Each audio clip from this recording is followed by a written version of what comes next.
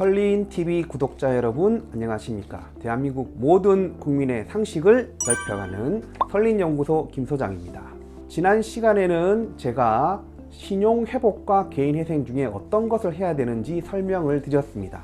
변호사 비용을 고려한다면 당연히 신용회복을 하는 것이 맞다고 말씀을 드렸습니다. 그런데 변호사 비용을 내더라도 더 경제적으로 유리하다면, 즉 탕감을 더 많이 받는다면 개인회생을 하는 것이 더 유리하다 라고 말씀을 드렸습니다. 신용회복의 경우에는 내 채무가 금융기관의 채무이고 세금 채무는 없고 또 그리고 부양가족도 없는데 내 소득이 조금 크다 이렇게 생각하시는 분들은 신용회복을 하는 것이 훨씬 유리하다 이렇게 설명을 드렸습니다. 자, 이번 시간에는 개인회생과 또 개인 파산에 대해서 무엇이 나은지 한번 설명을 드려보겠습니다. 설린TV 구독자분들이라면 현명하신 분들이니까 자기에게 더 유리하고 혜택이 많은 제도를 선택해야 할 것입니다. 개인회생과 개인 파산 무엇이 더 유리할까? 결론부터 말씀을 드리면 내가 재산이 없다면 개인 파산을 하는 것이 훨씬 유리합니다. 저는 나이가 어린 20대, 30대인데요. 개인 파산은 나이 드신 분만 해주는 것 아닌가요? 아닙니다. 그렇지 않습니다. 나이는 상관이 없습니다. 요건만 맞으면 개인 파산은 나이와 상관없이 가능합니다. 제 유튜브를 본 한 마케팅 하시는 분이 저에게 이런 얘기를 해주시더라고요. 뭐라고 말을 하는 것 같은데 귀에 잘 안 들어온다. 그 말을 듣고 조금 생각을 해봤습니다. 여기에 대해서 배경 지식이 있는 분들은 제가 하는 말이 조금 이해가 될 건데, 만약에 처음 들어보시는 분이라면 내용이 잘 설명이 안 될 수 있겠다. 일반인의 입장에서 한번 설명을 하도록 노력해 보겠습니다. 개인 회생과 개인 파산 어떻게 비교하면 좋을까요?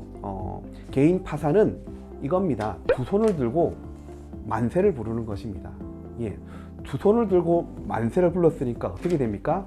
내 거 다 가져가. 나는 아무것도 없어. 다 가져가. 라고 하는 것이 개인 파산입니다. 개인 회생은 한 손은 호주머니에 넣고 한 손만 잠깐! 이라고 얘기하는 것입니다. 한 손은 호주머니에 있으니까 일단 내 거 지켜놓고 잠깐! 빚독촉에 시달리는 것 같습니다. 개인 파산은 두 손 들고 만세, 다 가져가서 마음대로 해. 개인 회생은 한 손만 들고 잠깐!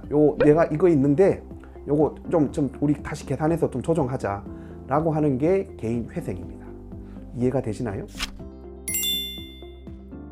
개인 회생과 개인 파산의 가장 큰 차이점은 개인 파산은 내 재산을 전부 채권자의 청산의 대상으로 내어놓는 것입니다. 그렇기 때문에 내 빚을 한 방에 해결할 수 있습니다. 그런데 개인 회생은 내 재산은 유지하면서 채무를 일정 부분 조정을 해서 36개월 길게는 60개월까지 빚을 갚아 나가는 것입니다. 그러니까 개인 회생은 기간이 36개월이 걸리기 때문에 기간이 길죠. 그러나 개인 파산은 파산 선고를 받고 면책까지 빠른 분은 3개월에서 6개월, 늦어도 1년 안에는 해결이 되니까 훨씬 기간도 짧고 좋습니다. 그리고 빚도 안 갚아도 됩니다.